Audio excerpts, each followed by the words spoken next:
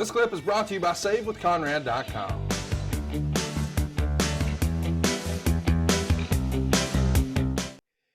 Hey, Conrad, as we go back to action here. Yes.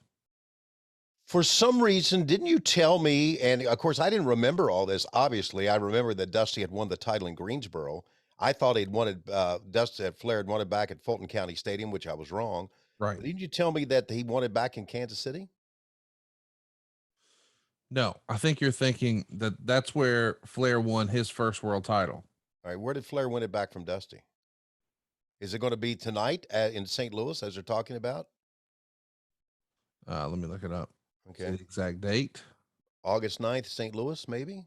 Because, you know, Dick Murdoch's wrestling. You got it. August 9th, St. Louis, later this night. You're exactly right. Let me set the stage.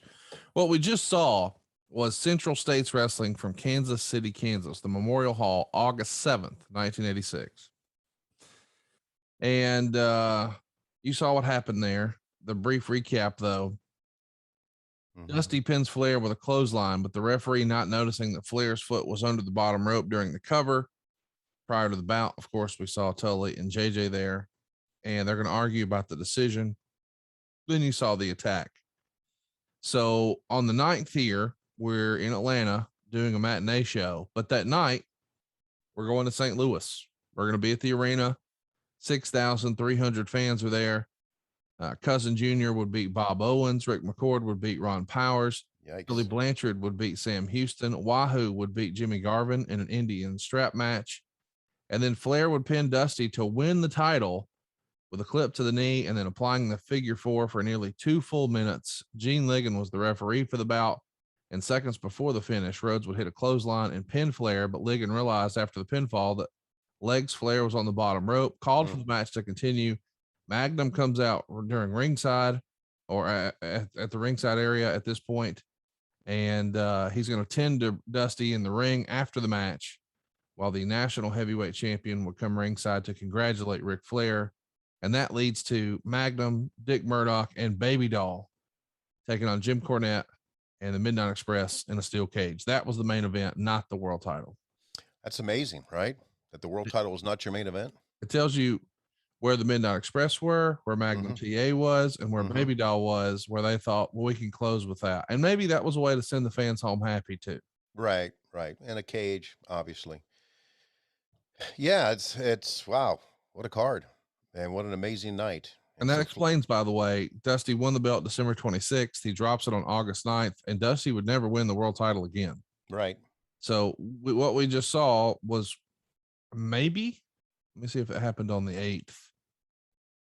Yeah, that was his next to last title defense. He would do one more show for Central States in St. Joseph, Missouri on August 8th. It'd be Dusty and Flair on top there.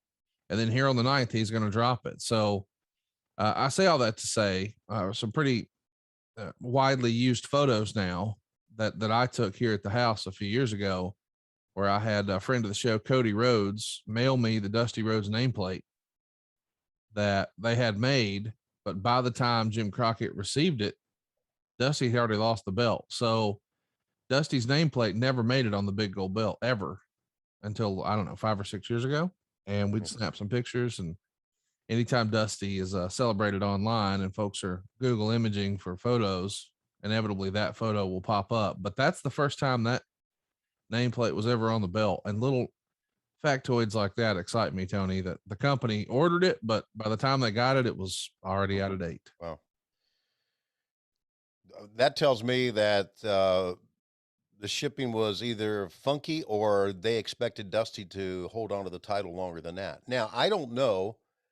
I guess Bob Geigel was the president of the NWA, and I guess the NWA board of directors still dictated who would win and lose the title, but I wonder how much of it, obviously with the national show that we had, that Jim Crockett kind of dictated what the NWA did. But I just wonder exactly who came up with the final verdict that Dusty would lose in St. Louis. I think that would be an interesting story. Crockett Jr. was running the NWA from 80 to 82. Okay. And then Geigel ran it from 82 to 85. And then back to Crockett for 85, 86. And then back to Geigel for 86, 87. And then 87 and 91, it was Crockett Jr. And then I guess for a cup of coffee, it was Jim Hurd. Yeah. Yeah. Something I didn't understand there. Yeah. Everybody's talking about kind of the theme between everybody was Dusty. Yeah. Watch Dusty, out. Dusty. Watch out. You're the world champion. Everybody's gunning for you. That's logical. Then why did Buddy Landell come out and talk about Ric Flair? Because they're both nature boys. No, yeah, but I get that. But and fans know that, but that's not an angle. Hang on. All right. Dundee started with, "We want your belt, boy." So he's talking to Dusty. And then Landell's like, "It shouldn't be Flair getting the shot. It should be me, the real nature boy." Because he knows in about 6 hours, he's dropping that fucking belt. And by the way, I love how country Buddy Landell comes off in his promos. I mean, he has such a profound, and I'm a country accent, but he has a real one. And it's fun to listen to. And Landell. I mean, I got to tell you, when I go back and because I hadn't seen all this stuff, this stuff with them, I had not seen. And I love bundling, Landell and Dundee together. It goes together like your home and auto policy. Hey, it's Conrad Thompson. Thanks for checking out the podcast here on YouTube. Be sure to hit the subscribe button and the notifications bell so you get a notice anytime we upload some new content. And go save yourself some money right now. If you're in a 30-year loan or you have credit card debt, it's not a matter of if I can save you money. It's a matter of how much. Find out right now for free at SaveWithConrad.com.